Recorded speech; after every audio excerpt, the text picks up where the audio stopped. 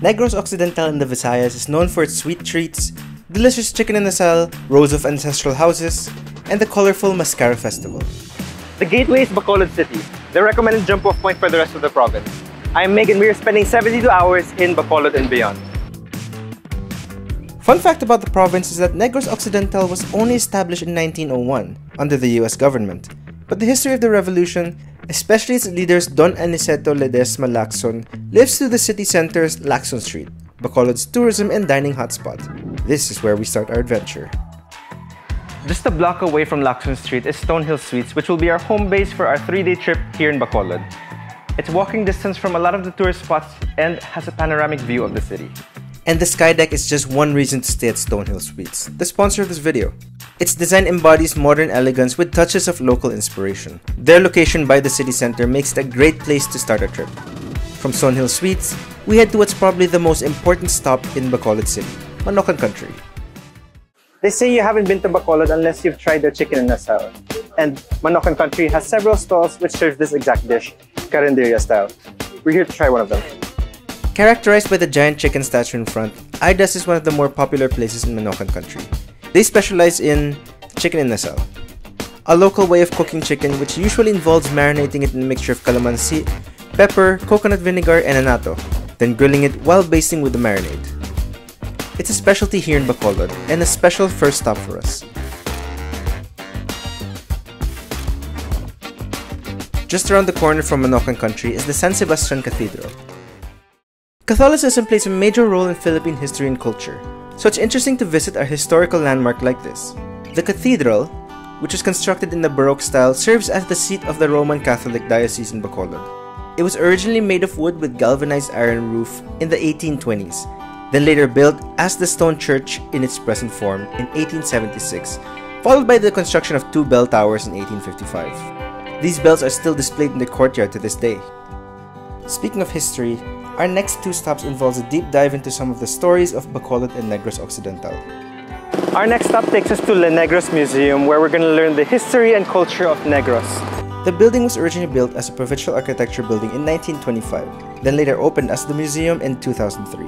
You can still see the remnants of Bacolod's architectural heritage of Art Deco style in the building's structure. We followed our tour guide Gail as she took us through the display in the museum, including the history of Negros on the museum's first floor, among more modern artworks. Heading to the second floor, we get a more in-depth history of the province, including commissioned artworks depicting both biblical and historical anecdotes. We also get a look at some of the artifacts that are preserved in this museum. From there, we went to a historic landmark turned tourist spot. Our next stop is what remains of the mansion built by sugar baron Don Mariano Ledesma Lacson in memory of his late Portuguese wife, Maria Braga Lacson. The ruins, often dubbed the Taj Mahal of Negros. When Don Mariano's wife, Maria Braga, died in 1911, she was pregnant with her 11th child.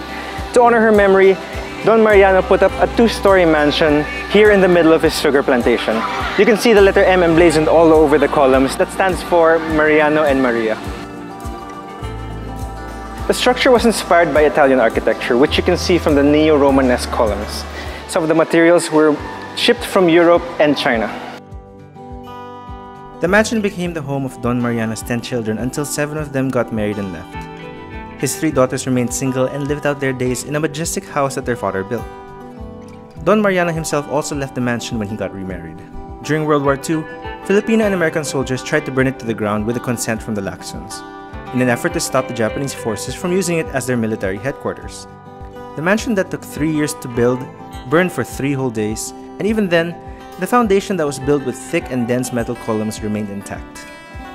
After a whole day of taking in some of the history of the province, we were welcomed back into the modern day with a dinner at the VIP lounge at Stonehill Suites. Here we had a great mix of traditional and contemporary takes of modern dishes. We ended our day here, refreshed and looking forward to the next day of the trip. After a quick breakfast at Stonehill's in-house restaurant, we headed to Silay for a special lunch. Along the way, we were able to appreciate the rows of ancestral houses. This is made possible by Silay's strict rule of not demolishing ancestral houses and instead repurposing them to become museums, B&Bs, and restaurants. We got the chance to dine at one ourselves. Stephen's at Bacolod is situated in a white mansion owned by Emilio Ledesma and his wife Rosario Locsin, and built in 1920. It's a treat to see the neoclassical design and touches of Negronese culture in the pre-war mansion. Under the leadership of Chef Stephen Escalante, our meal is his take on some of the food that he's come to love in his travels around the world. If you want to know more about that, check out our feature on Stephen's at Bacolod on the SPOT.ph YouTube channel. While their desserts stood out as well, we couldn't resist passing by one of the most well-known pasalubong brands both to try their dessert and to try making their dessert. Q Bacolod Bongbong's Pasalubong, a staple for travelers looking to bring home some snacks. They offered us a sample session where we got to make their famous piaya. This includes shaping, pressing, and cooking the piaya itself.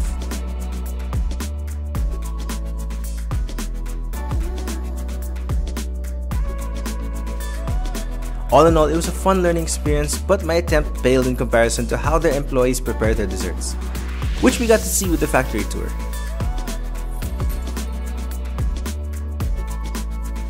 With a newfound appreciation, we got some treats for ourselves and headed off to dinner.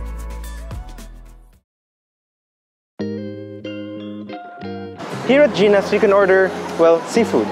From grilled, steamed, buttered, any way you want it. This is where we decided to end our day.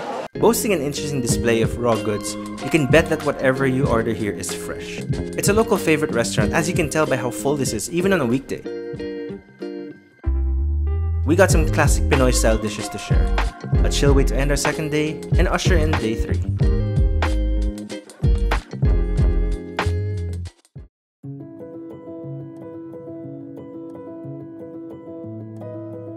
So today we're doing something a little bit different. We drove 3 hours from Stonehill Suites to Punta Bolata for a nice day out at the beach.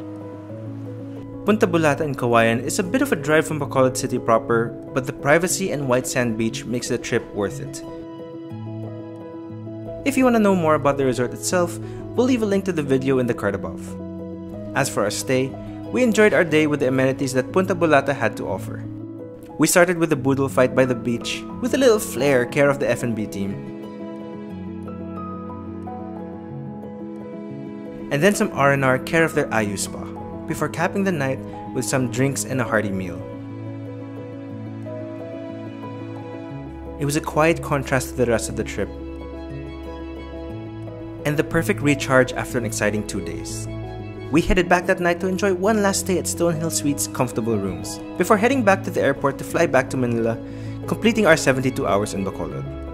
It's definitely somewhere we can't wait to return to, so let us know in the comment section below what else we can do the next time we're here. Let us know as well where you'd like to see us go next. Make sure to hit that like and subscribe button and hit that notification bell as well if you enjoyed this video.